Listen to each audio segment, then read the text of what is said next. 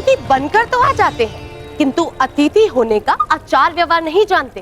देखते ही नहीं कि पांव किधर आ रहे हैं। मेहमानों को निमंत्रण दे देते हैं, परंतु ये तक नहीं जानते कि उनका मार्ग काटा नहीं जाता है। कलिंग वासियों को किसी से सीखने की कोई आवश्यकता नहीं कि अतिथि सत्कार कैसे किया जाए। सबका ज्ञात नहीं, परंतु कुछ हैं जिन्हें सीखने की आवश्यकता है। बहुत अभिमान है स्वयं पर। हाँ, अभिमान मूर्खों का व्यसन होता है देवी, और वो व्यसन मुझे अभी तक लगा नहीं, परंतु उस व्यसन का प्रभाव आप पर अवश्य दिखाई देता है। इतना अहंकार! अरे आपके साथ विवाह करने वाली स्त्री केवल अश्रु बहाएगी। मेरी जीवन संगनी की चिंता करना छोड़िए, परंतु इतना अवश्य दिख रहा है कि जिससे भी आपका विवाह होगा उस पुरुष के मुख पर कभी मुस्कुराहट नहीं आएगी। प्रणिपात।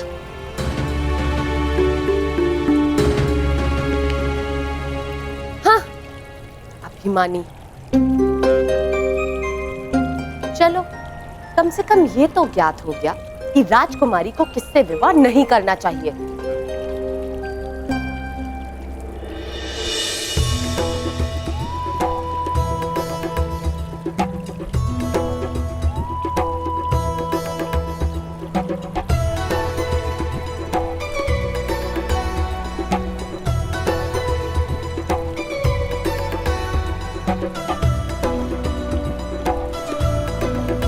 इस अभिमानी के स्पर्श से ये फूल कैसे खिल गया? क्या ये अच्छा संकेत है?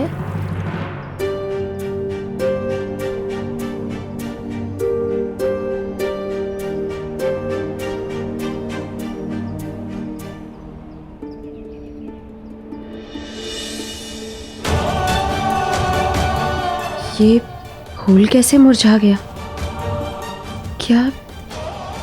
क्या ये कोई बुरा संकेत है?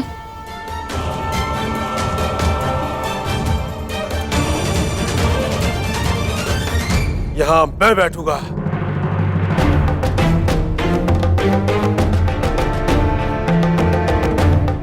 जहां मद्र नरेश की दृष्टि पड़ जाती है वो स्थल उसका हो जाता है चोलराज। अब ये स्थान मेरा है। यहाँ सर्वप्रथम मैं उपस्थित हुआ था और इस स्थान पर तुम बैठना चाहते हो ताकि कुमारी भानुपति की दृष्टि सर्वप्रथम तुम पर पड़े, लेकिन हम ऐसा नहीं होने देंगे। इस स्थान पर हम बैठेंगे। आप दर्पण देखा करे चोलराज, दरिद्रता आपके मुख पर विराजमान है और आप इस प्रथम स्थान पर विराजने आ गए। कहीं ऐसा ना हो कि राजकुमारी भानुमति आपको देखते ही भय से मूर्छित हो जाए। आप हमारा अपमान कर रहे हैं। अपमान तो उसका होता है जिसका कोई मान हो। हम तो आपको अपमान के योग्य भी नहीं समझते।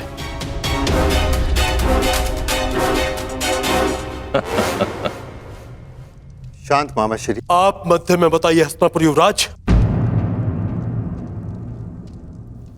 चोल राज अपना अपमान नहीं सहेगा।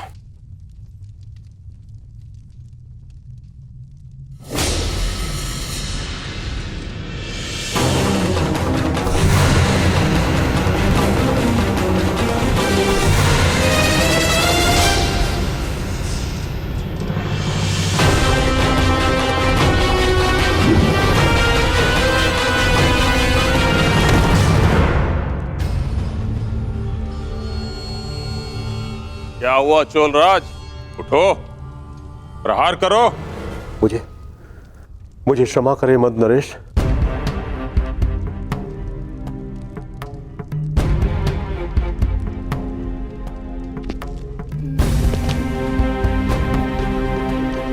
मामा श्री का व्यसन कभी जाएगा नहीं। दूसरों को क्रोध दिलाकर उनकी शक्तियों को स्वयं में समाहित करने का गुण है इनमें।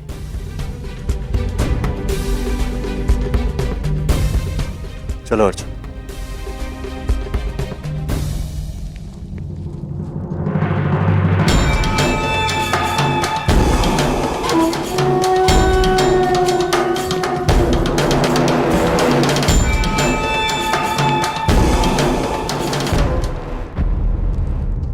अरे कुमार दुर्योधन, स्वागत है।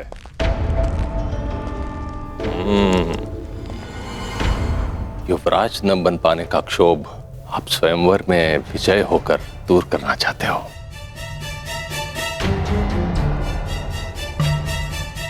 मेरा प्रकरण छोड़िए मद्रराज, आप बताइए, आप यूं बढ़ती आयु में यहां क्या करने आए? अरे हाँ, कहीं अपने आप को युवा सिद्ध करने के भ्रम को बनाए रखने के लिए? हाँ।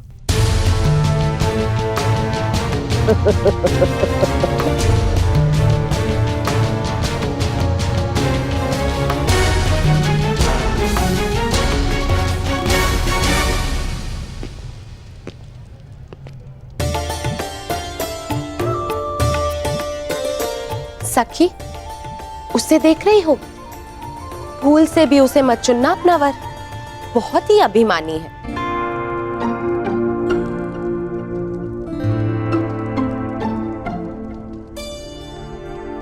इसे ना चुनो सुप्रिया।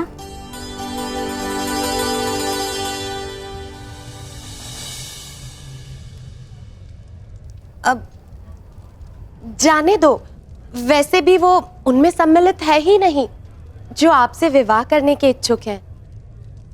तो इस पे तुम्हारा मुख क्यों खिल उठा? लगता है जैसे उसे तुमने पहले से ही पसंद कर रखा है। नहीं सखी, ऐसा नहीं है।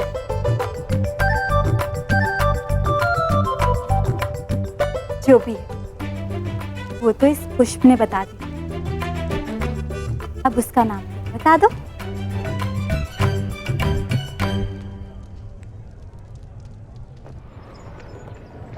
वृषाली। काका काकी,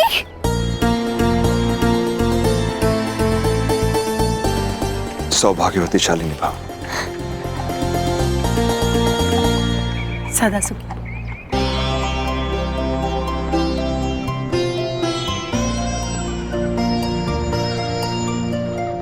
अब तो तुम सदा के लिए मेरे पास आने वाले।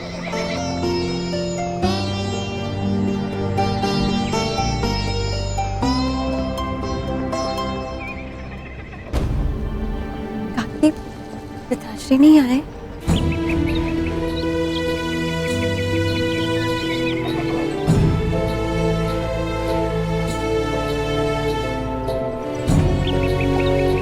काका काकी, कर्ण तो है नहीं यहाँ। जानता हूं। हस्तिनापुर में सूचना मिली, कुमार दुर्योधन उसे अपने साथ कलिंग ले गए। परंतु आप चिंता मत कीजिए, मैं हूं यहाँ आपके स्वागत के लिए। चिंता की बात है वृषाली, युवराज के साथ कुमार अर्जुन भी गए।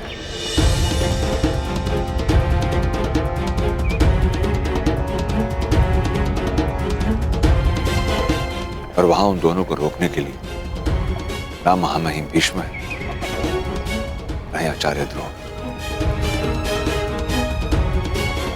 कहीं कर्ण और कुमार अर्जुन के बीच कोई टकराव हुई, कुछ भी हो सकता है।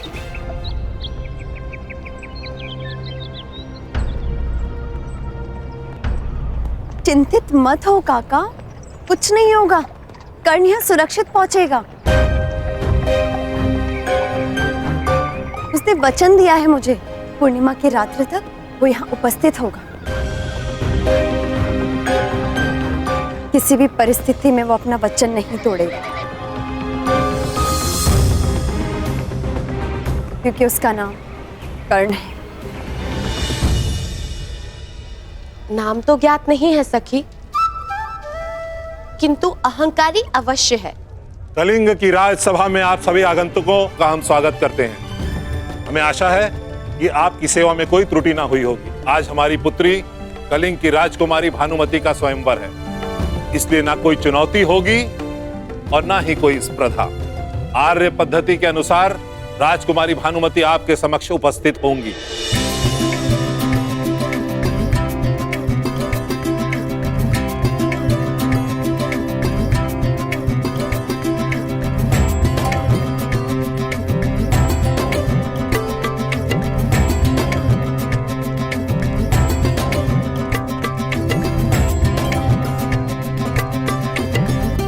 मेरी पुत्री भानुमति आप सभी का परिचय जानेगी और जिस किसी को वो अपना वर चुनेंगी उसी के साथ उनका विवाह संपन्न होगा।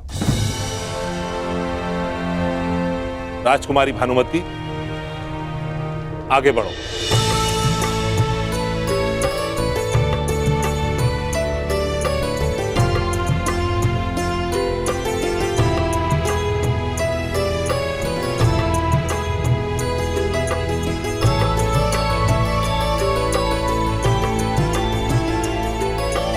ये है मद्रुपति, महाराज शल्य, तलवार चलाने और मल्ल युद्ध में निपुण। इनका युद्ध कौशल समस्त आर्यवर्त में विख्यात है।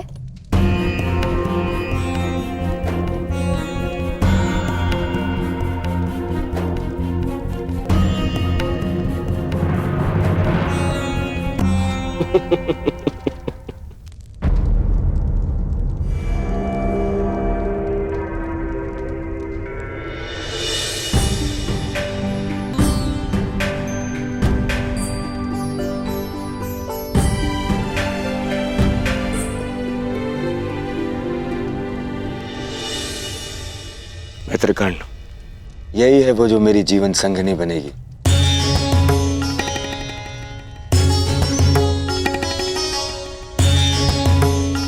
कदाचित पूर्णिमा के पश्चात हम दोनों का विवाह एक साथ ही होगा। मित्र, तुम भूल रहे हो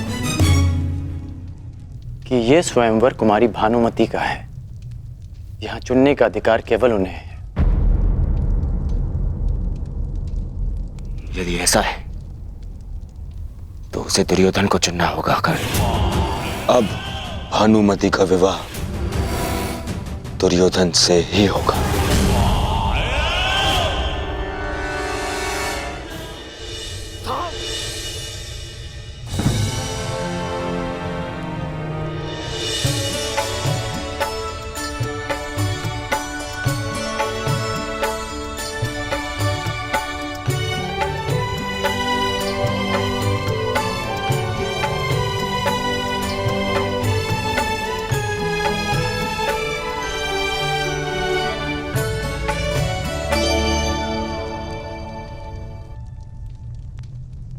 आप इनके पीछे क्यों खड़े हैं?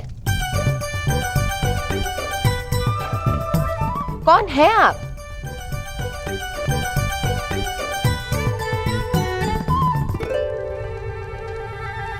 मैं कर्ण हूं। कर्ण?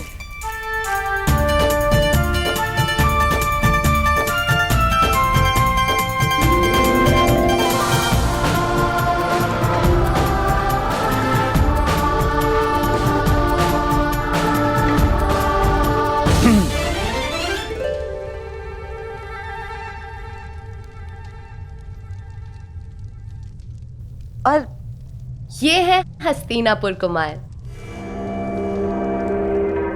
सम्राट धृतराष्ट्र के पुत्र।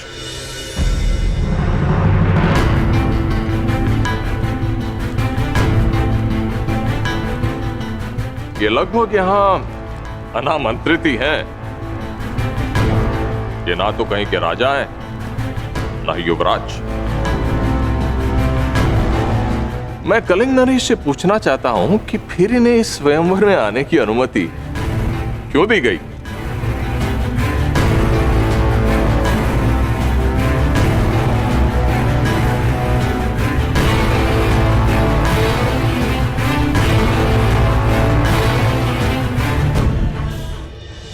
मैं कलिंग नरेश से पूछना चाहता हूं कि फिर इन्हें इस स्वयंवर में आने की अनुमति क्यों दी गई? इन्हें अनुमति मैंने दी है शल्यराज, सम्राट धृतराष्ट्र के अनुग्रह पर। उचित है। अब सम्राट धृतराष्ट्र करे भी तो क्या करे? अपने पुत्र के युवराज न बन पाने के दुख में उनके घावों पर लेप लगाने के लिए यहां भेज दिया। भाई, हम तो कहते हैं कुमारी भानुमति का विवाह इन्हीं से करवा दीजिए। कदाचित विवाह के शुभ अवसर पर इन्हें मुकुट पहनने का सौभाग्य मिल जाए।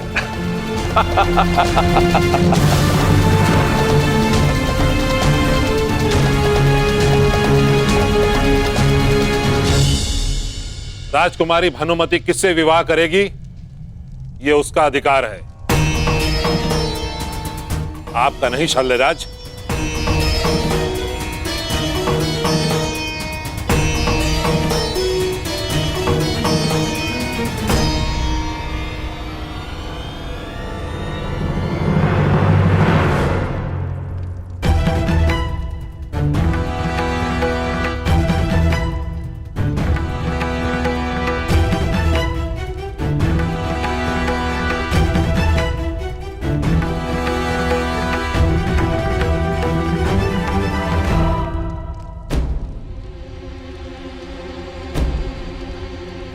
मित्र, अपने क्रोध पर नियंत्रण रखो।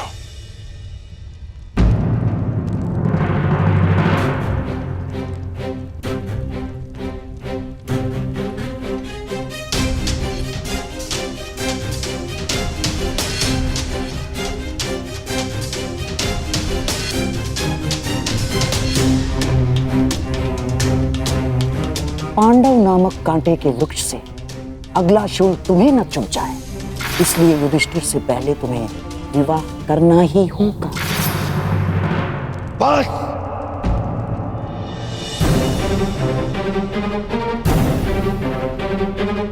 नहीं मित्र, मित्र,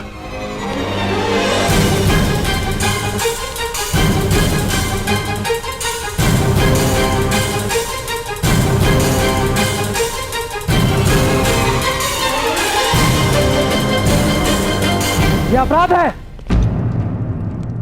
यह स्वयंवर नहीं हरण है। स्वयंवर कहो या हरण, मैंने भानुमति का वरण कर लिया है।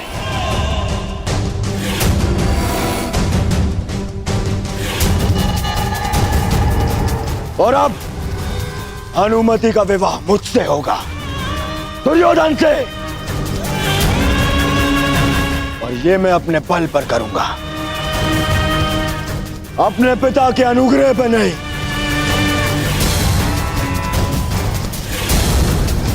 तुम में से जिसकी भी बाहु में बल हो,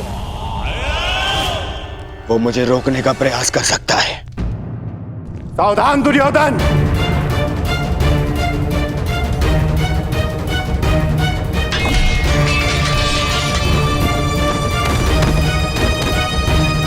अरे स्वयंवर में हस्तिनापुर का आमंत्रित कुमार स्वयंवर का हरण कर ले, ये हस्तिनापुर की मर्यादा का हनन है और नारी की गरिमा का भी। युवराज का अनुज होने के नाते मैं ये नहीं देख पाऊंगा। आज आप मुझे मत रोकेगा।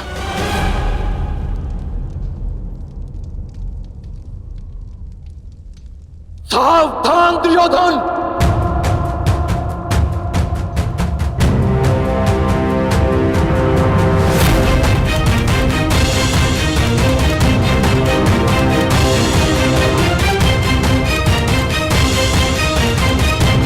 या तो राजकुमारी भानुमति को छोड़ो या फिर युद्ध के लिए प्रस्तुत हो जाओ। अब मैं भानुमति को छोड़ूंगा और न ही तुम्हारे साथ मैं युद्ध करूंगा अर्जुन।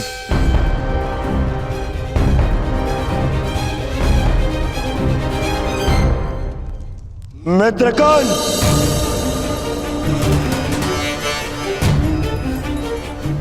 जिस प्रयोजन से मैं तुम्हें साथ लाया हूं उसे सिद्ध करो।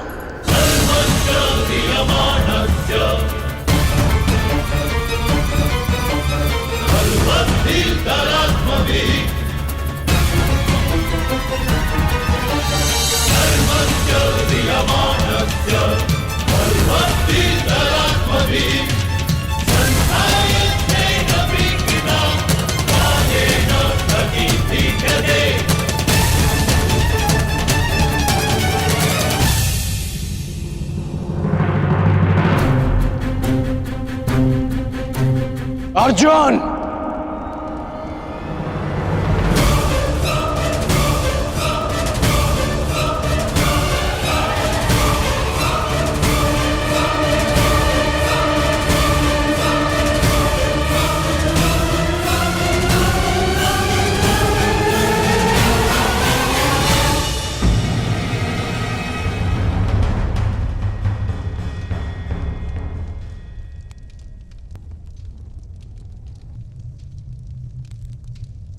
आज तुमसे ये युद्ध मेरा मंतव्य नहीं, कर्तव्य है।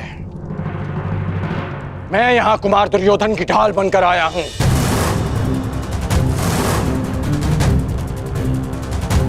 आज हमारे बीच कोई नहीं, ना आचार्य द्रोण, ना पितामह, ना दिन बीतने की चिंता और ना ही किसी निर्दोष के मारे जाने का भय। हाँ, ये मेरे युद्ध की ललकार भी है और मेरे कर्तव्य की पुकार भी मुझे स्वीकार है।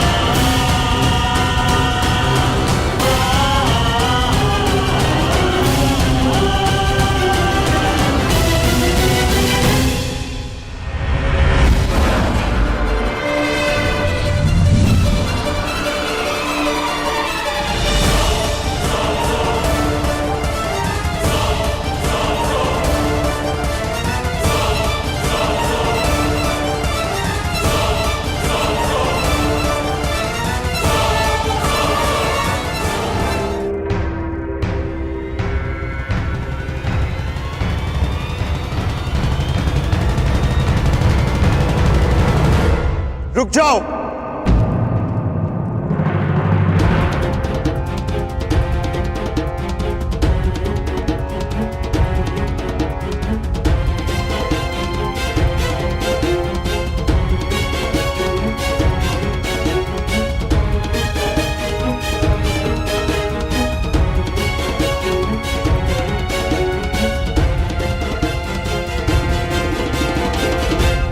अंगराज, अंग हस्तिनापुर के अधीन है और हस्तिनापुर के युवराज होने के नाते मैं आपको आदेश देता हूं कि आप बाण नहीं चलाएंगे।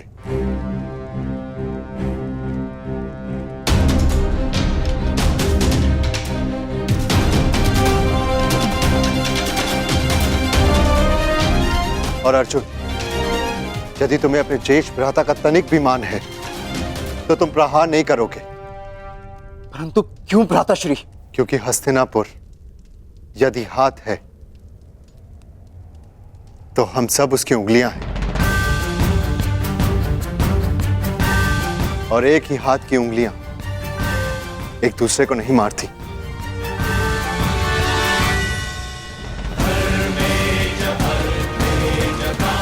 क्योंकि एक ही तनुर के बाण एक दूसरे को नहीं काटते। दुर्योधन ने उचित किया या अनुचित, ये एक पारिवारिक प्रकरण है। इसका निर्णय हस्तिनापुर में लिया जाएगा, यहां नहीं।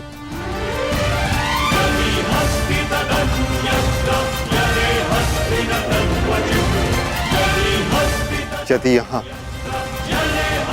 हस्तिनापुर के कुमारों के मध्य संघर्ष हुआ तो हस्तिनापुर उपहास का पात्र बन जाएगा।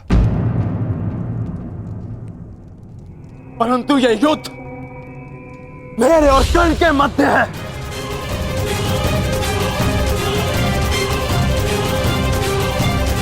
बाण नीचे करो अर्जुन।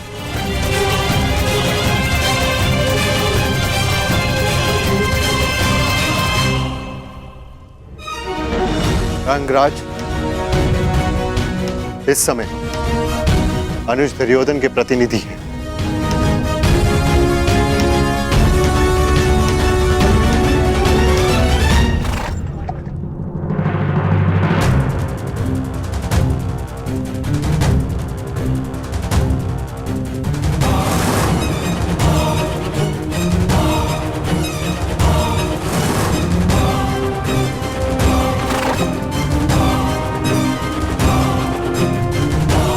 दुर्योधन,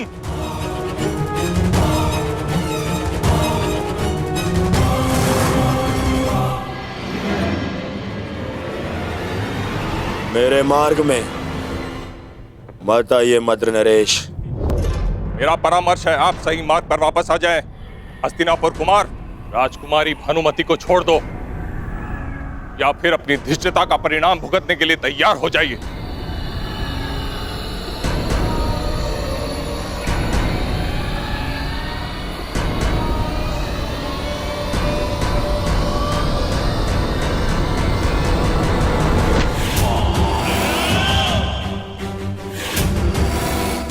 परिणाम की चिंता व्यापारी करते हैं,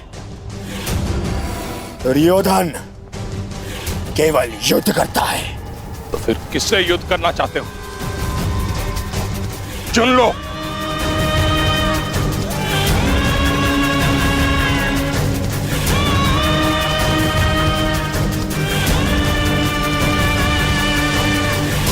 इससे,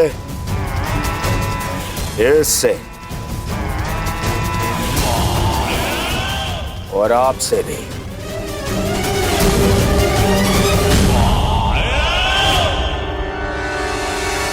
युवराज युधिष्ठिर, यदि कोई और दिन होता तो आपके इस तर्क की काट अवश्य प्रस्तुत करता, परंतु आज मेरे मित्र को मेरी सहायता की आवश्यकता है। अर्जुन, जीवन लंबा है, आज नहीं तो कल एक दिन अवश्य आएगा जब हमारा अधूरा द्वंद्व अवश्य पूरा होगा।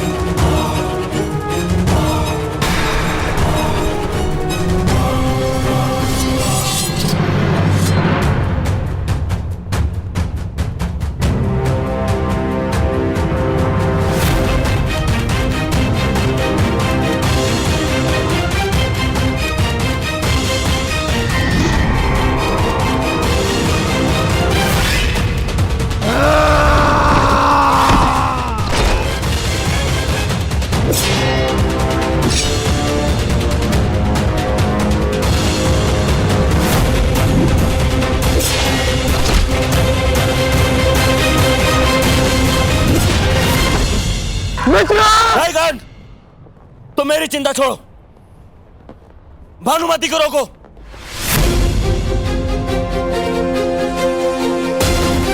कौन? रोको उन्हें।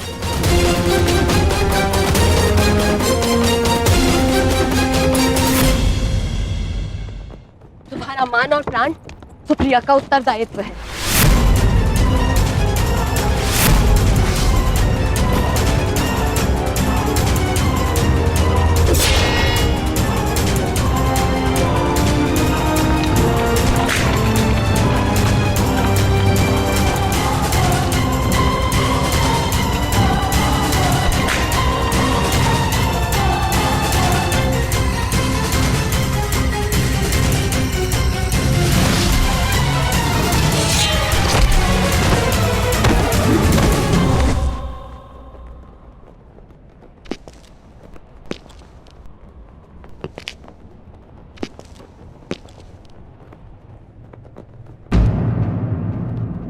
क्या हुआ दुर्योधन? बहुत बड़ी बड़ी बातें कर रहे थे और अपनी सहायता के लिए एक सूत पुत्र को बुला रहे। एक समय वो था जब गंगा पुत्र देवव्रत ने अकेले 3 काशी कन्याओं का हरण किया था, और आज 3 पीढ़ी पश्चात परिस्थिति ये है कि हस्तिनापुर के महाराज कुमार अपनी सहायता के लिए एक सूत पुत्र को बुला रहे हैं। मद्र नरेश! अरे दुर्योधन, क्या हुआ? क्रोध आ गया? आक्रमण करोगे तो करो, मैं प्रस्तुत हूं। सावधान!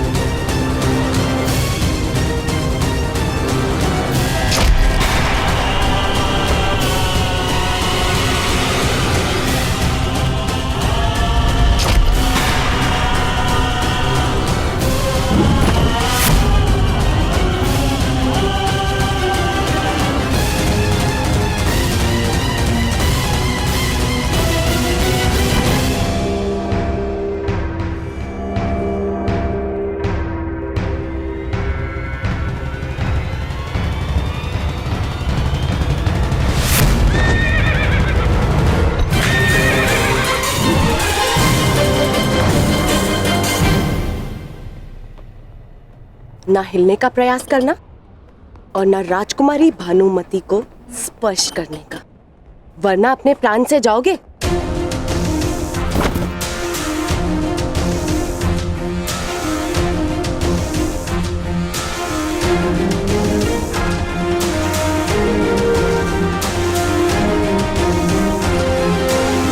तो तुम द्वंद करना चाहती हो तो आओ, आगे बढ़ो।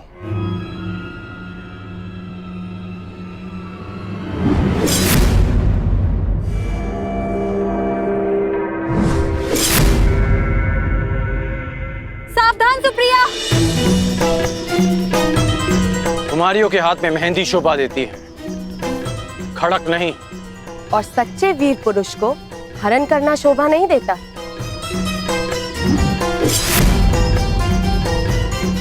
जितनी तीव्रता तुम्हारी जीभ में है, उतनी तीव्रता तुम्हारे प्रहार में नहीं कुमारी। रुक जा। जो रुक गया वो विजय कैसे प्राप्त करेगा?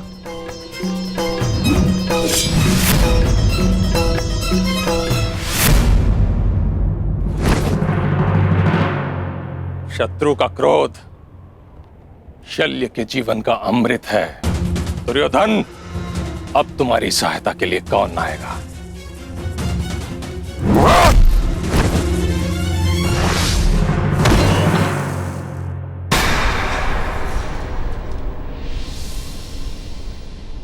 बस हुआ, खेल समाप्त।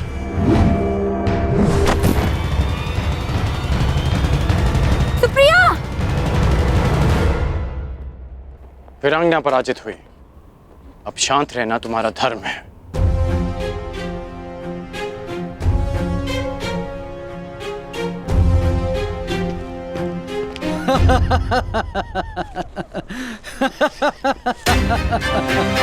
बस करो हस्तिनापुर युवराज, क्यों कौरव वंश को लज्जा रहे हो? अपनी गदा उठाने के लायक तो हो नहीं, भानुमति को कैसे ले जाओगे? हम सबका अपमान करने वाले, देखते हैं अपना मान कैसे बचा पाओगे। अपमान का प्रतिकार है शत्रु के प्राण।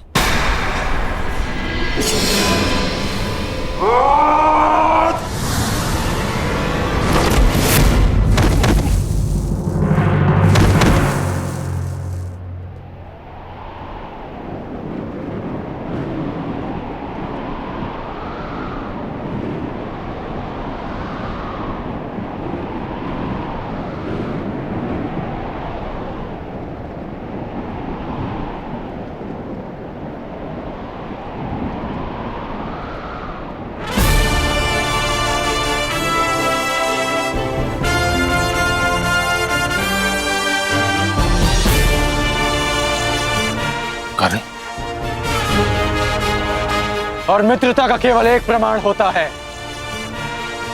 समर्पण।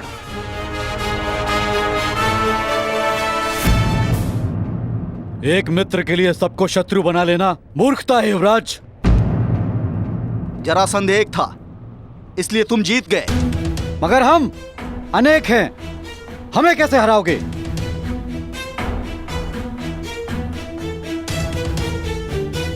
राधे का केवल एक लक्ष्य है, परिवर्तन।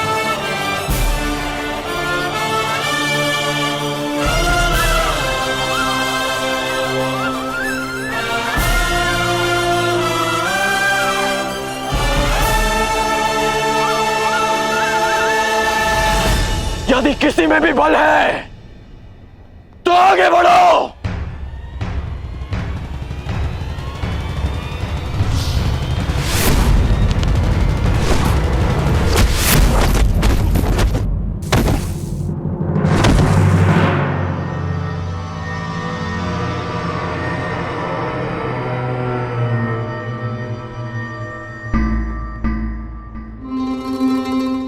आनंद आएगा।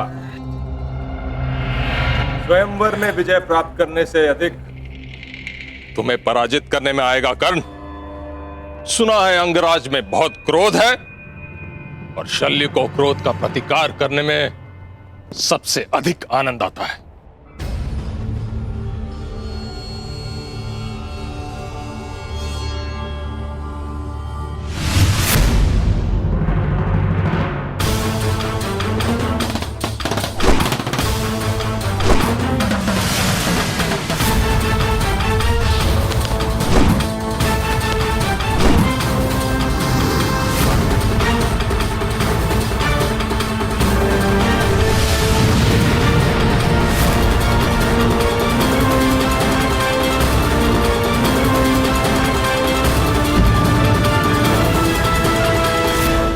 जितने कठोर तुम्हारे बाण हैं कर्ण, उतना ही कठोर तुम्हारा हठ भी है।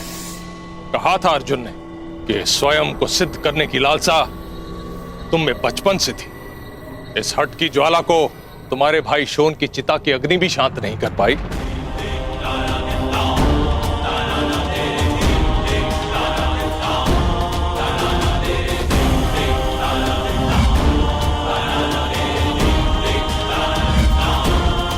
क्रोध आ रहा है कर्ण।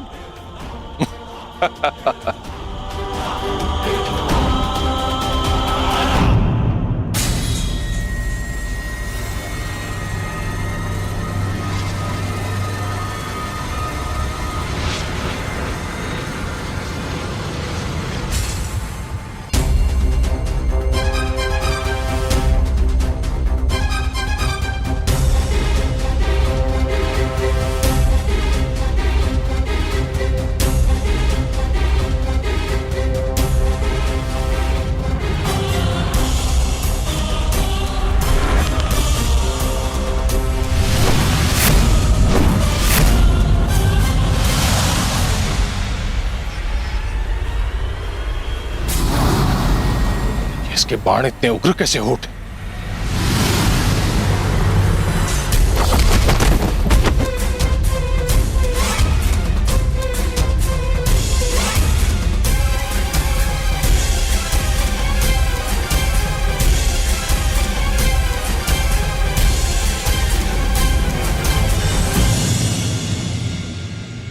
तुम्हारे क्रोध से मुझे शक्ति मिलनी चाहिए थी, फिर ऐसा क्यों नहीं हुआ? क्योंकि भले ही शत्रु द्वारा किया गया क्रोध आपका सबसे बड़ा शस्त्र है, परंतु शत्रु द्वारा उत्पन्न किया गया क्रोध कर्ण का सबसे प्रबल अस्त्र है। सूर्य और दीपक में जो अंतर है, वही अंतर कर्ण और अन्य योद्धाओं में है। आज आपने सूर्य को सामान्य दीपक समझकर हाथ में लेने की भूल की। आज गुरु परशुराम का शिष्य कर्ण आपके सामने खड़ा है। वो गुरु परशुराम जिन्होंने मेरी दुर्बलता को, मेरे क्रोध को मेरी सबसे बड़ी शक्ति में परिवर्तित कर दिया। अब आप शक्तिहीन हैं। आप मेरे बाणों का तेज नहीं सह पाएंगे और ना ही मेरे नागपाश का बंधन तोड़ पाएंगे।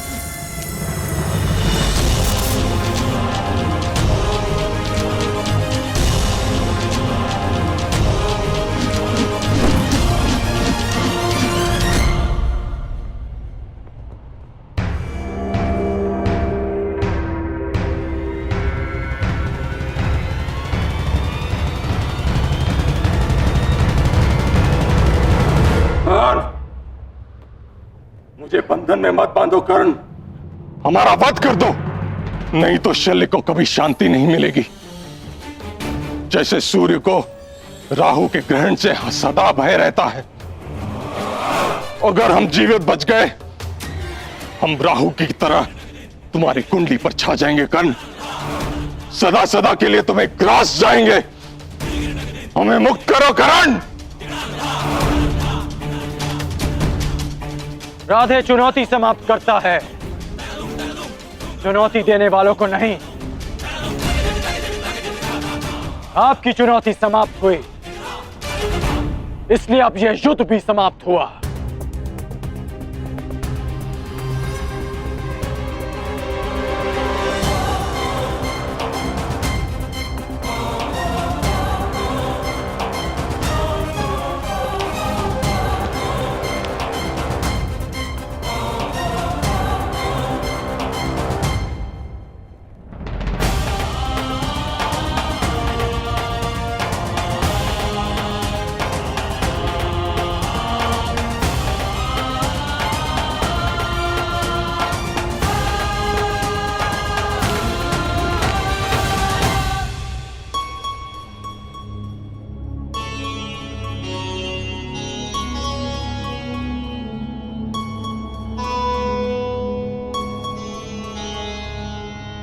सखी, मैं तुम्हें छोड़कर कहीं नहीं जाऊंगी।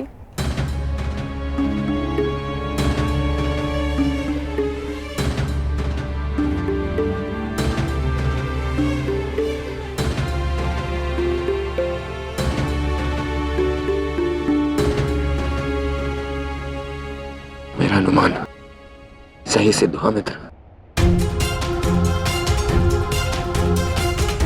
मैंने तुम्हें यहां लाकर कोई भूल नहीं की।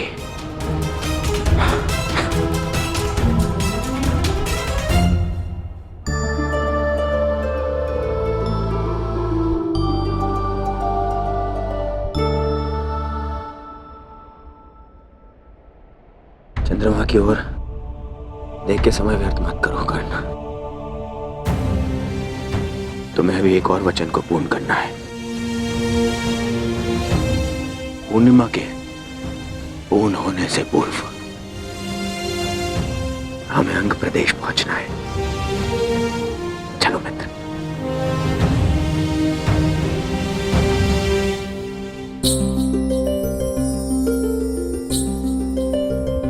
हर दिन कुछ बढ़कर मुझे सताने का प्रयास ना करो चंद्रदेव। तुम्हारे पूर्ण होने से पूर्व ही मेरा कर्ण अपना वचन पूर्ण करेगा।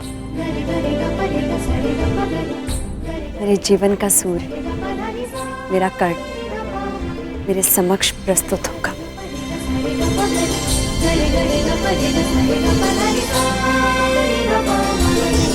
किया वो तुम्हारा भी अभिमान तोड़ेगा चंद्रदेव। पूर्णिमा से पूर्व ही मेरा कर्ण लौटेगा।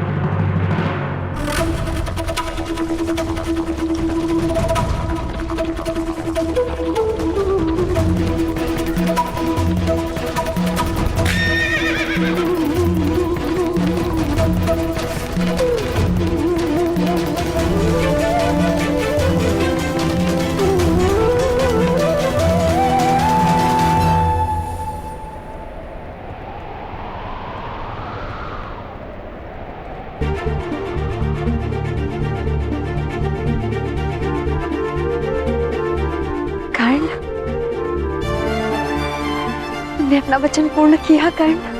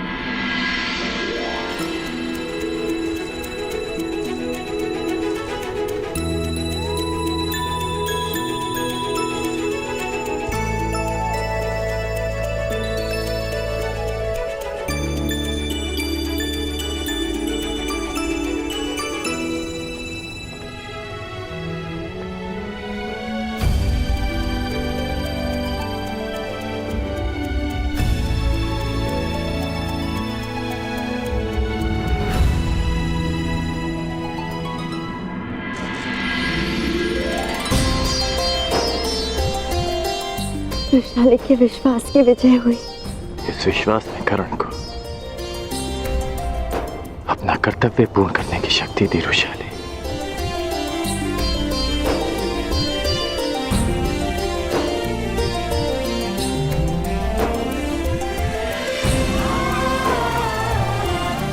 ऐसे क्या देख रहे हो? बचपन का वो पल स्मरण हो उठा। क्या फिर से विवाह के लिए ना तो नहीं कर दोगी? नहीं, क्योंकि बालक राधे के समक्ष ऐसा अपराध किया जा सकता है, परंतु अंगराज से भय लगता है।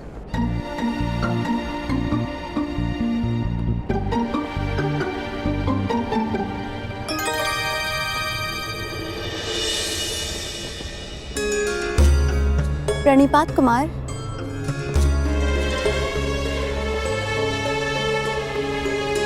वृषाली, यह है राजकुमारी भानुमति।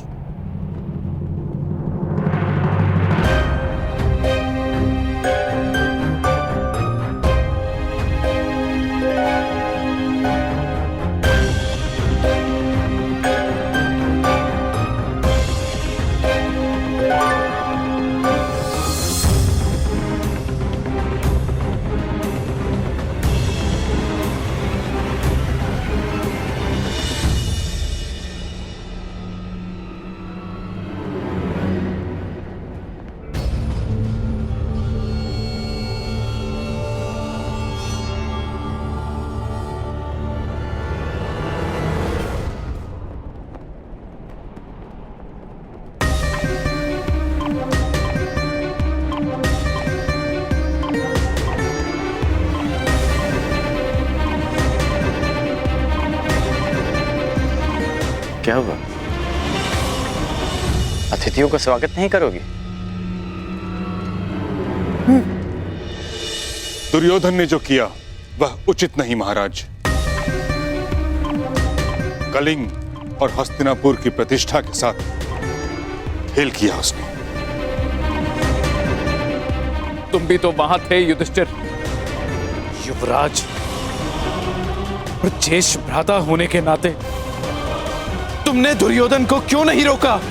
ज्येष्ठ पिताश्री, मैंने प्रयास किया, परंतु उन्होंने युवराज का अनुरोध ठुकरा दिया और ज्येष्ठ भ्राता होने के नाते भ्राताश्री का यह मानना था कि हस्तिनापुर के दो कुमारों के बीच का संघर्ष हस्तिनापुर को उपहास का पात्र बना देता।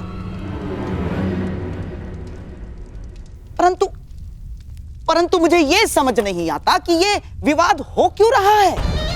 वरण और अपहरण दोनों का संबंध शताब्दियों से चलता आ रहा है, शताब्दियों से।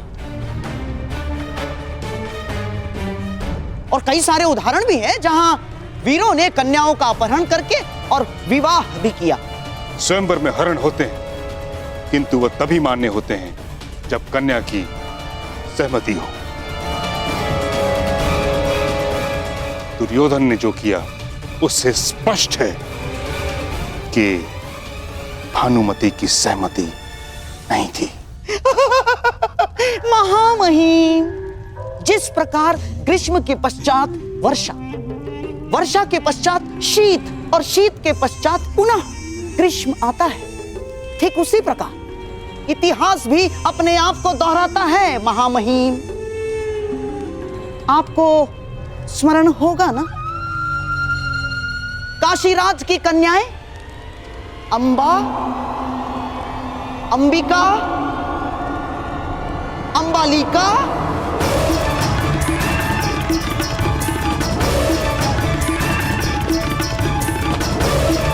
बस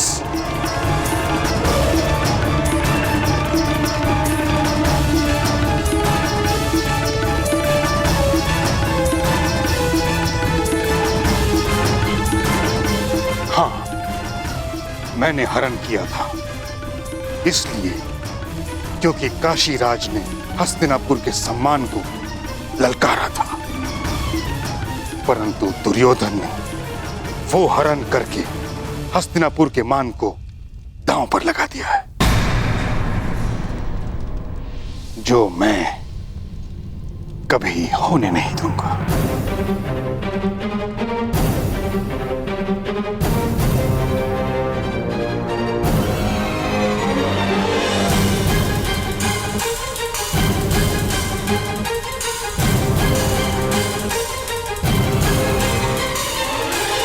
अब आप ही सुझाव दीजिए ताचरी कि इस विषय में किया क्या जाए। ये समय विचार और सुझाव का नहीं महाराज, प्रतिक्रिया का है। दुर्योधन और कर्ण कलिंग से निकल चुके हैं, अर्थात वो दोनों अंग प्रदेश की ओर जा रहे हैं। मैं शीघ्र ही अंग प्रदेश की ओर प्रस्थान करना चाहता हूं। प्रयास ये है कि कलिंग कुमारी को सकुशल कलिंग लौटा दिया जाए।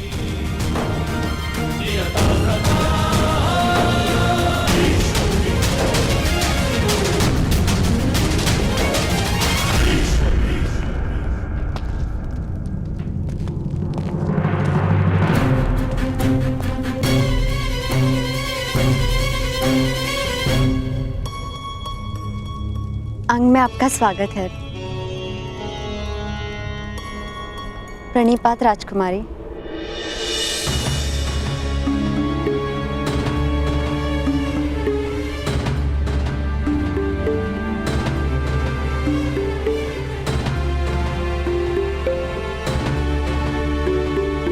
पधारिए पधारिए पधारिए।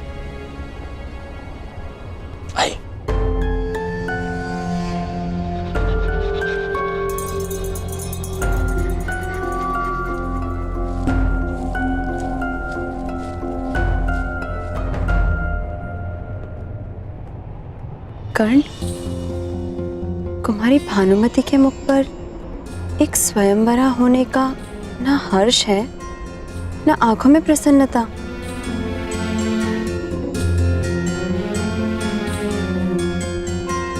क्योंकि वो स्वयंवरा नहीं है रुशाली। कुमार दुर्योधन उन्हें स्वयंवर से हरण कर लाए हैं। और तुमने इस कार्य में उनका साथ दिया। कर्ण, तुम मेरी चिंता छोड़ो, भानुमति को रोको। कर्ण, रोको उन्हें।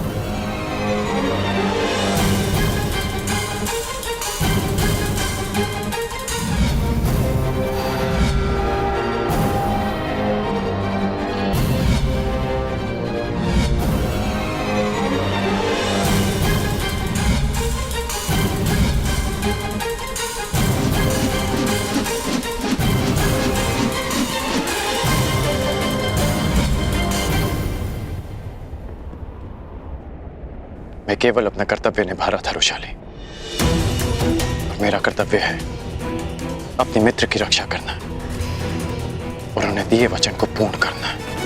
और वो दूसरी कन्या? वो कुमारी भानुमति की सखी हैं। उसने उन्हें रोकने का प्रयास किया, विवश होकर उन्हें भी साथ लाना पड़ा। कर्ण, स्त्री की हाय में बहुत बल होता है। यदि कुमारी का भविष्य बिगड़ा तो विशाल, कुमार दुर्योधन का उद्देश्य है कुमारी भानुमति से विवाह करना, जो वो अवश्य करेंगे। ठीक है, इतनी लंबी यात्रा से आए हैं, मैं इन्हें भोजन करा देती हूँ। स्त्री हूँ, इसीलिए कदाचित अपने मन की बात मुझे बता सके।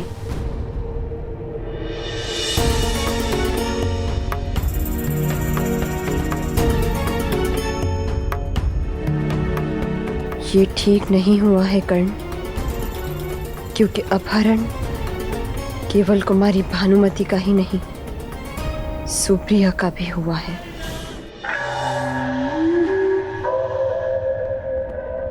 अंग प्रदेश जाने की जितनी शीघ्रता आपको है, उससे कई अधिक शीघ्रता शकुनी को है। गंगा पुत्र शकुनी को।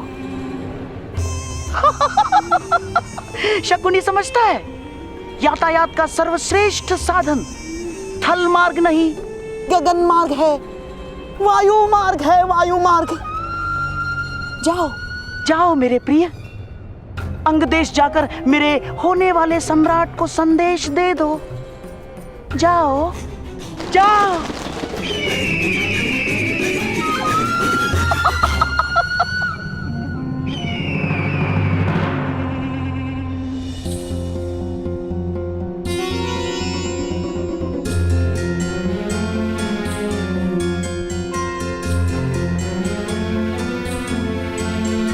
सखी,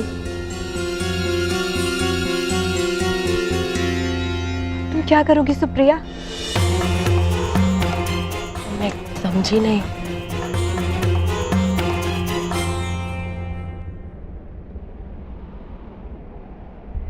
बनो मत,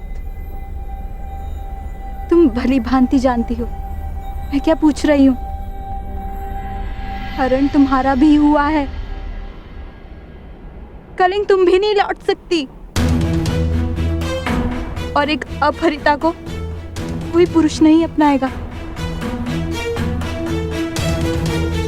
मेरी चिंता मत करो सखी।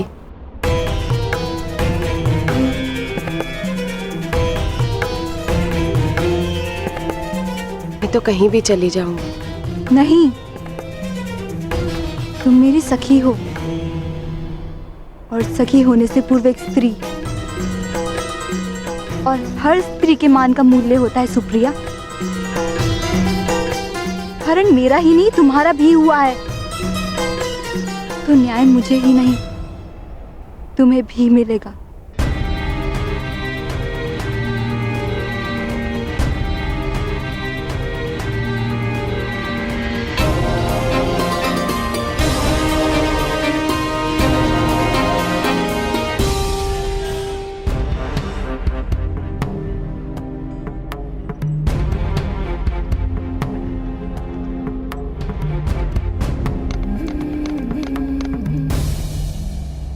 सब शुभ हो रहा है वैशाली।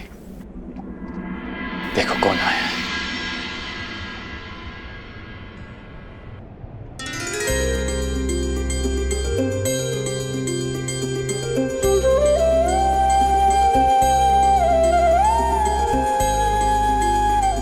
बाबा, बाबा,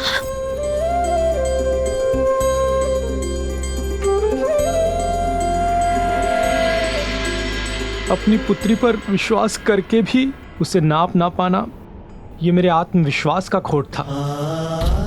इसीलिए मैं लौटकर आया हूं। जब तक मनुष्य निर्धन नहीं होता, उसे मुद्रा का मोल समझ नहीं आता।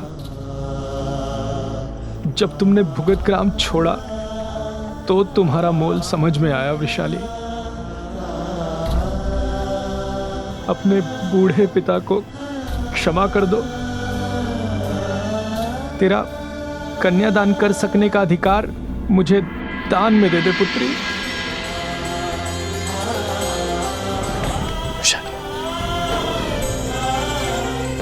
पिता और प्रेम की राशि भी एक होती है। अब कोई नहीं जो इस विवाह में विघ्न डाल सके।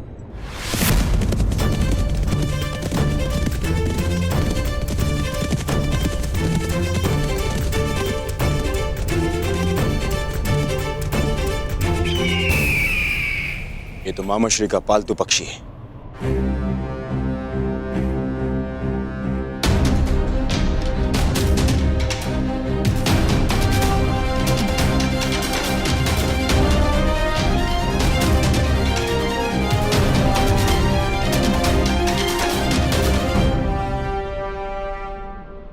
मित्र, कुमारी भानुमति का हरण तो कर लिया, परंतु जब यह सूचना हस्तिनापुर पहुंची। सूचना हस्तिनापुर पहुंच चुकी है मित्र। पितामह भीष्म यहां आने के लिए निकल भी चुके हैं।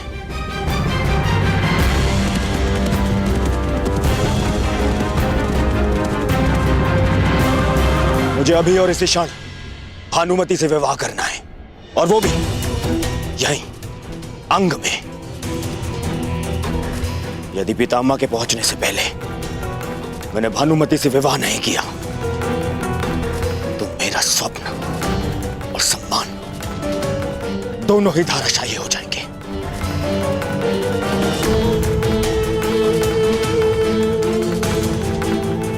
परंतु मित्र, तुम्हारी भानुमति, क्या वो इस विवाह के लिए अपनी स्वीकृति देंगी? यदि स्वीकृति होती तो मैं उसका हरण ही क्यों करता? मुझे भानुमति से शीघ्र ही विवाह करना है।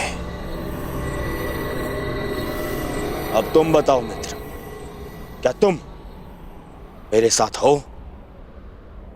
या नहीं?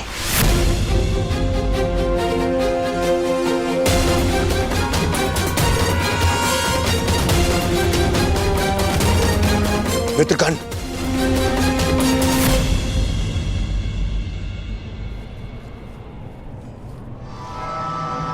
कुमारी, तुम अपने स्थान पे नहीं थी।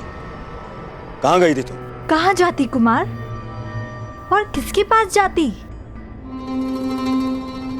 जिस प्रकार वृक्ष से टूटा फल पुनः अपनी ढाल पर नहीं लग सकता, उसी प्रकार एक अपहृता कन्या अपने पिता के घर वापस नहीं लौट सकती। और उनके अतिरिक्त कहां जाती? एक और अंबा बन जाती और हर एक योद्धा से अपने अपमान का, अपने तिरस्कार का प्रतिकार मांगती। ये संभव नहीं, ये संभव नहीं है कुमार। अर्थात तुम इस विवाह के लिए प्रस्तुत हो? तो ठीक, हम विवाह यहीं करेंगे। क्यों? यहाँ क्यों? हस्तिनापुर में क्यों नहीं? क्योंकि भीष्म पितामह यहाँ आ रहे हैं। वो तुम्हें फिर से कलिंग छोड़ाएंगे, और यदि ऐसा हुआ तो और आपका अभिमान खंड खंड हो जाएगा। कुमार दुर्योधन गर्व से भानुमति को हरण करके लाए और उन्हें मेरे पिता के सामने शीश झुका के क्षमा मांगनी होगी। यही ना? स्वयंवर से आपने मुझे अपहरित किया है कुमार। मैं विवाह के लिए प्रस्तुत हूँ, परंतु यदि आपको मुझसे अंग में विवाह करना है तो मेरी एक शर्त है, और आप पर एक बंधन। ऐसा बंधन? अपहरण एक का नहीं, 2 कन्याओं का हुआ है, तो विवाह भी 2 कन्याओं का ही होगा। मेरा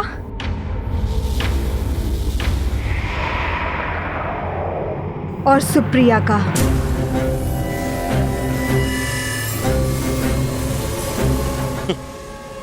क्या प्रयोजन है तुम्हारा भानुमति? क्या मुझे सुप्रिया से भी विवाह करना होगा? हाँ? आपको नहीं, आपने केवल मेरा हरण किया है।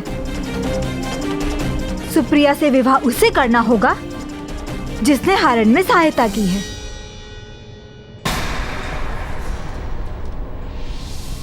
अंगराज कर्ण को।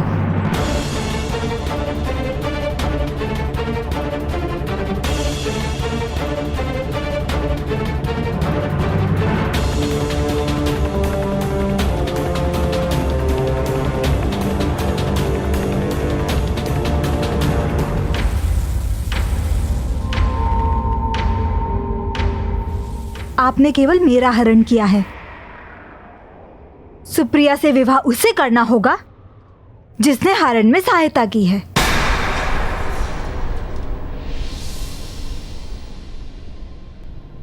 अंगराज कर्ण को।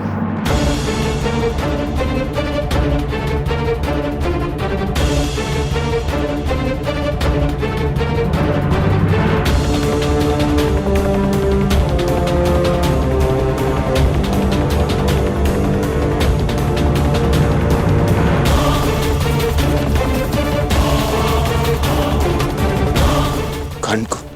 कहिए कुमार, क्या ये बंधन स्वीकार है? बस कुमारी, जो दुर्योधन बलपूर्वक तुम्हारा हरण कर सकता है, वो दुर्योधन बलपूर्वक तुमसे विवाह भी कर सकता है, बिना किसी अनुबंध को माने। यदि आप ऐसा सोचते हैं तो एक पग आगे बढ़ाइए कुमार।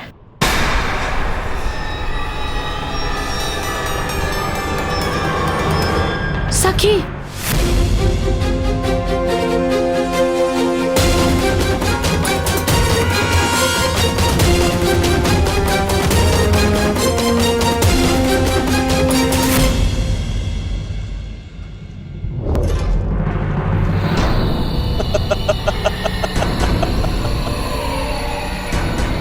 कुमारी, क्या आप हम पर प्रहार करेंगे?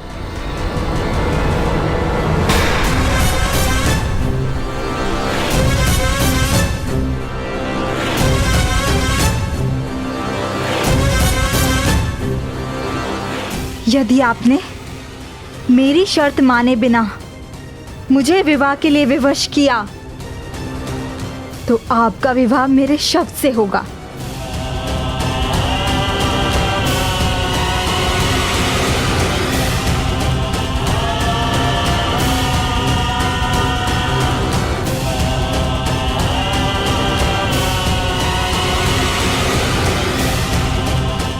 बोलिए, स्वीकार है?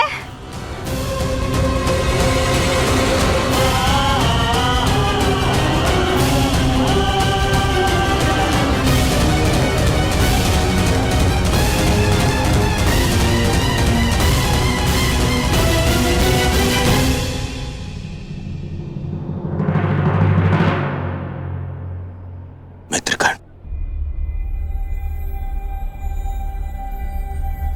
प्रश्न मेरे विवाह का ही नहीं है, तुम्हारे मित्र के अभिमान का भी है। सुप्रिया से विवाह कर लो मित्र, अन्यथा जो परिवर्तन का स्वप्न हमने देखा है वो भी पूर्ण नहीं होगा।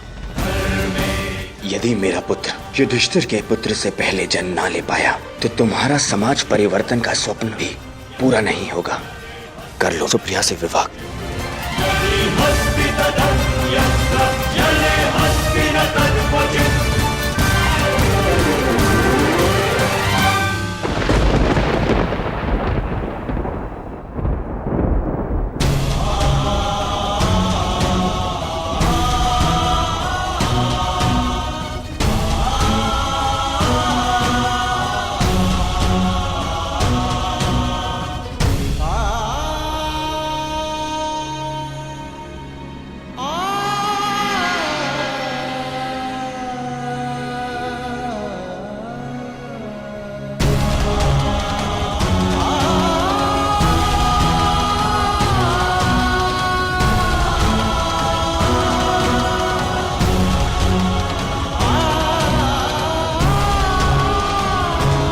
नहीं सके, कटार हटाओ। नहीं सुप्रिया, अब तो मेरा विवाह इसी शर्त पे होगा, जब अंगराज तुमसे विवाह करेंगे।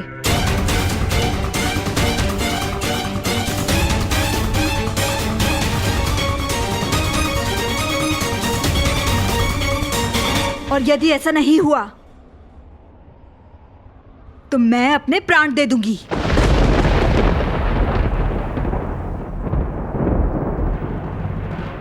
फिर सारे संसार को ज्ञात हो जाएगा कि किस प्रकार हस्तिनापुर के महाराजा कुमार ने अपने मित्र कर्ण के साथ मिलकर दोनों कन्याओं के साथ अन्याय किया।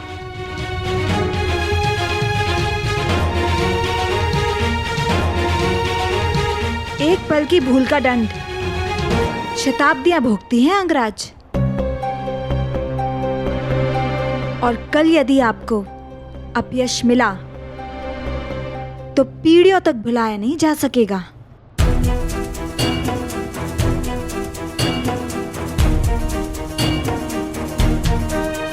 कहिए कुमार दुर्योधन, क्या आपको यह शर्त स्वीकार है?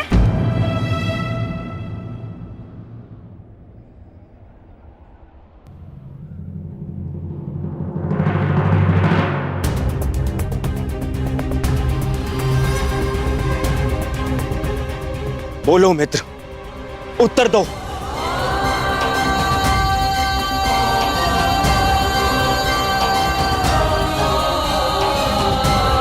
यदि तुमने सुप्रिया से विवाह नहीं किया तो सारे संसार में अपयश फैल जाएगा कि हम दोनों अन्यायी हैं। वो कर्ण जो सदैव न्याय के लिए लड़ता रहा, उसे लोग अन्यायी कहेंगे।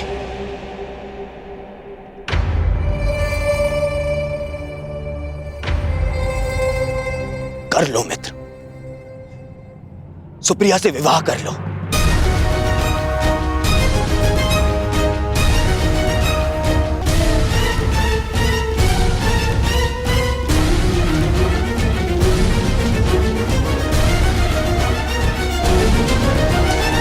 नहीं मित्र,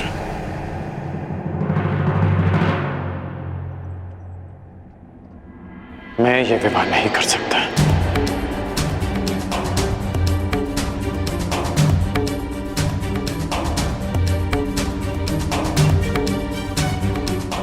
मेरे मित्र हो,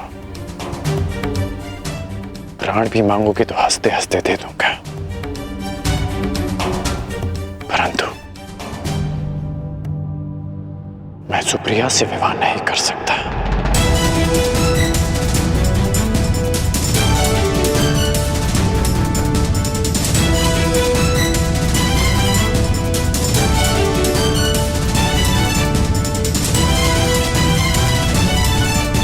मित्र,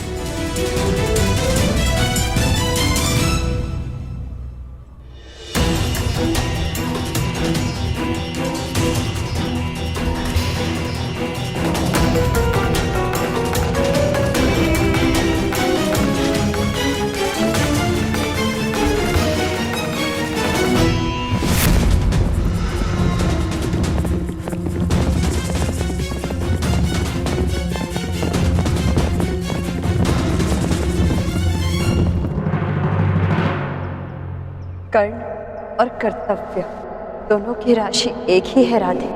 जिसके साथ जीवन के मार्ग पर चलना है, उसके कर्तव्य के मार्ग पर बाधा नहीं बनेगी ये वृषभ।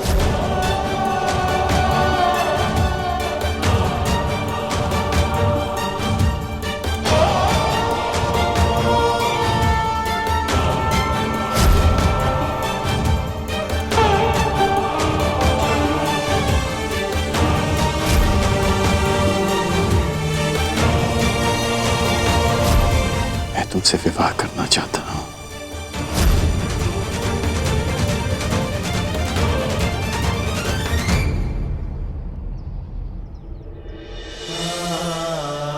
पहली बात, वो मेरा घर नहीं हमारा घर होगा, और खिड़की से ऐसा दृश्य होगा जहां से सूर्य भी दिखे और चंद्रमा।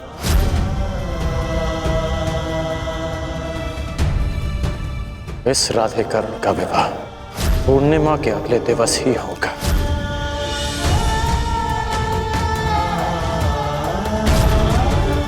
इन पुष्पों का एक गुण नहीं होगा हमारे प्रेम, ये हमारा प्रेम कभी मुरझाएगा नहीं। जब भी रुशाली को देखता हूं तो अनुभव होता है कि हाँ, मुझे उसके लिए संघर्ष करना है।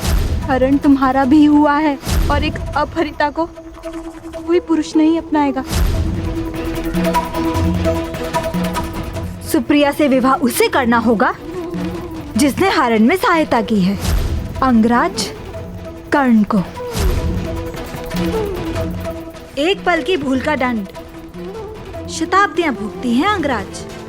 कल यदि आपको अपयश मिला तो पीढ़ियों तक भुलाया नहीं जा सकेगा। यदि तुमने सुप्रिया से विवाह नहीं किया तो हम दोनों का वो परिवर्तन का स्वप्न अधूरा रह जाएगा मित्र।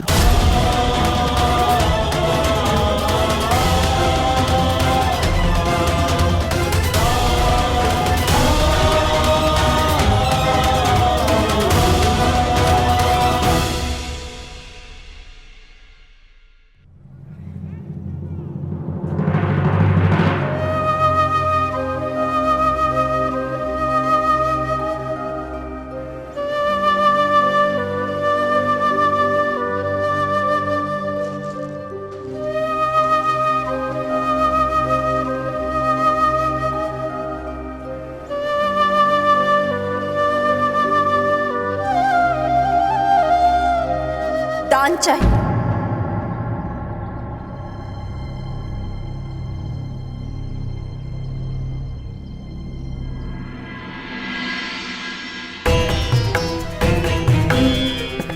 दान चाहिए अंगराज कर्ण।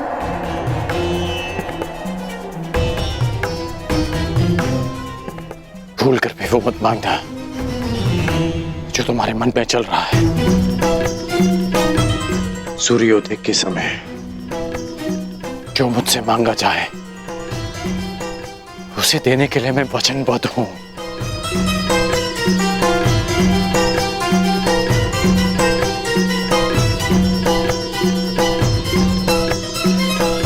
भूल गए कर्ण, कर्तव्य और कर्ण की राशि एक ही है। और वृषाली तुम्हारे जीवन रूपी रथ की सारथी।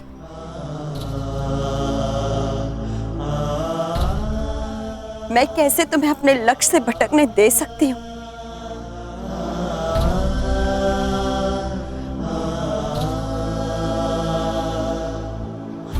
तुम भूल रही हो वृषाली कि तुम मेरे जीवन सारथी होने के साथ साथ जीवन संगनी बनने जा रही हो।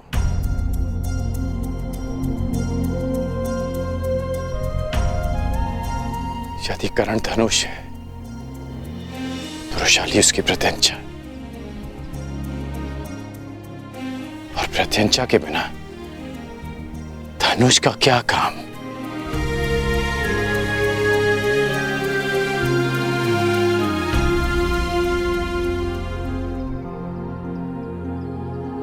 प्रत्यंचा कोई भी होकर धनुष का कर्तव्य है लक्ष्य भेद करना,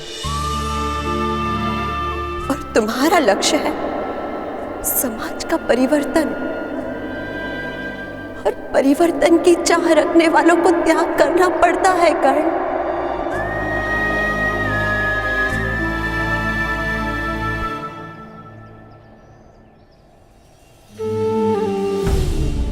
जानते हो कर्ण, वृक्ष की पूजा क्यों की जाती है? क्योंकि वो अपना सबसे प्रिय फल संसार के लिए त्याग देता है। प्यासों की प्यास बुझाने के लिए नदी को अपना उद्गम त्यागना होता है। खारे सागर को गले लगाना पड़ता है। यदि अपने जन्म के स्थान पर कर्म को मान्यता दिलवानी है तो तुम्हें अपने कर्म से सिद्ध करना होगा कर्ण। सुप्रिया को न्याय देना होगा।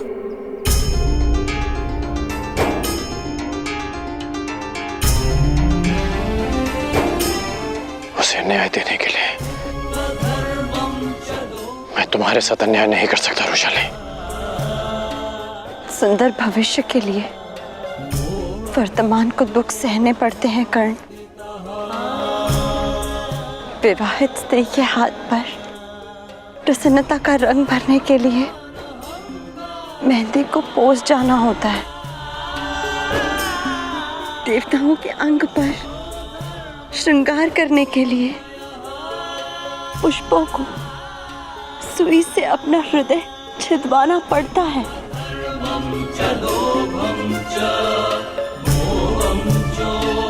परिवर्तन का ये स्वप्न मैंने तुम्हारे साथ मिलकर देखा है। तुम्हारे बिना इस स्वप्न का कोई अर्थ नहीं। तुम्हारे स्वप्न के साथ मैं सदा रहूंगी कर्ण।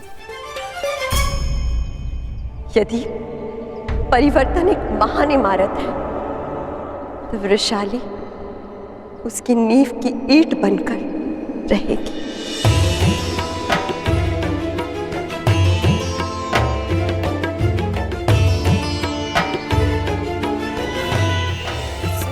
अर्थात महान बनने के लिए मैं तुम्हारा बलिदान कर दूं, तो मैं स्वयं से दूर कर दूं। वृषाली, पत्ता वृक्ष से टूटता है तो मुरझा जाता है, सूख जाता है। और वही मुरझाया सूखा पत्ता उसी वृक्ष के जड़ों में जाता है, खाद बनकर रिसता है और एक नए पत्ते को जन्म देता है। कर्ण, समाज उसके पीछे जाता है जिसका मान होता है। खंडित मूर्ति की कोई पूजा नहीं करता। यदि तुमने ये विवाह नहीं किया तो तुम पर एक स्त्री के अपहरण का कलंक लगेगा,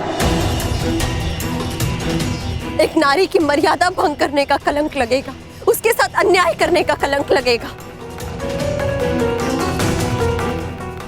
इस बोझ के साथ तुम परिवर्तन के शिखर की यात्रा कैसे पूर्ण कर पाओगे कर्ण?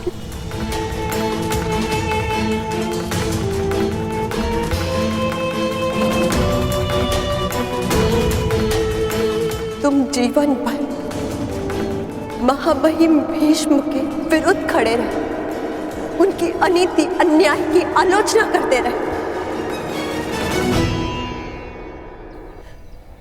परंतु आज तुम वही करने जा रहे हो कर्ण जो महामहिम भीष्म ने अम्बा के साथ किया।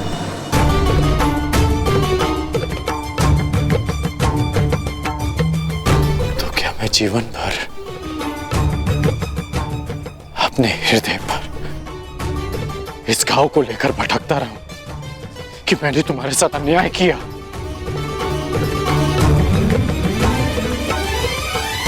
कर्ण, समाज के लिए अनाज उपजाने वाले किसानों को अपने हाथ पर छाले लेने पड़ते हैं। तलवार बनाने वाले लहूकार को भट्टी की गर्मी से झुलसना पड़ता है। महादेव बनने के लिए, संसार को अमृत चखाने के लिए स्वयं हलाहल विष पीना पड़ता है।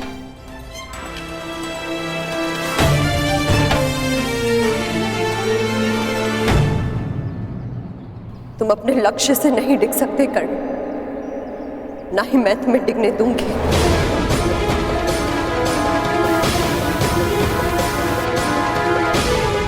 तुम दान देने के लिए वचनबद्ध होकर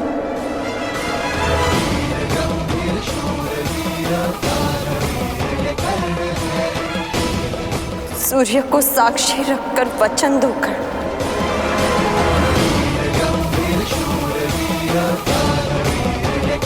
कि तुम सुप्रिया से विवाह करोगे।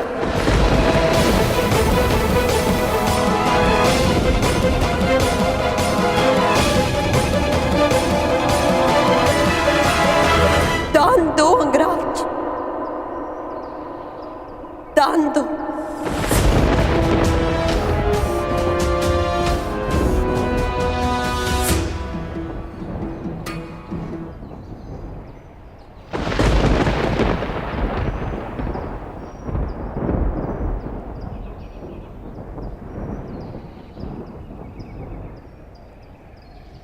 कितना विचित्र है रुशाली कि जिस गुरु ने मुझे शस्त्र दान दिया उसने मुझे शाप भी दिया। जिस रुशाली को करण ने अपना सब कुछ माना उसने आज उससे सब कुछ मांग लिया।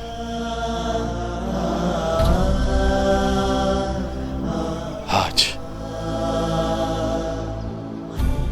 सूर्य की किरणों ने सूर्य से उसका तेज मांग लिया। आज करण की श्वास ने उससे उसके प्राण मांग लिए।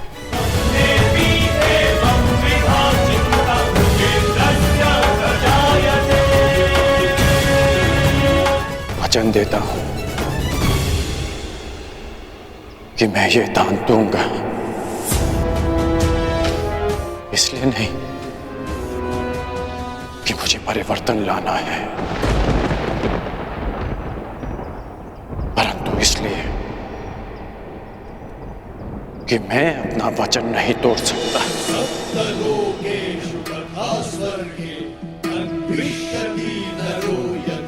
सूर्य को साक्षी मानकर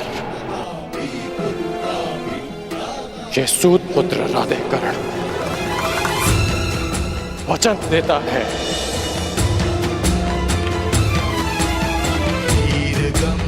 कि मैं सुप्रिया से विवाह करूंगा। वीर गंभीर शूरवीर दानवीर ये कर्ण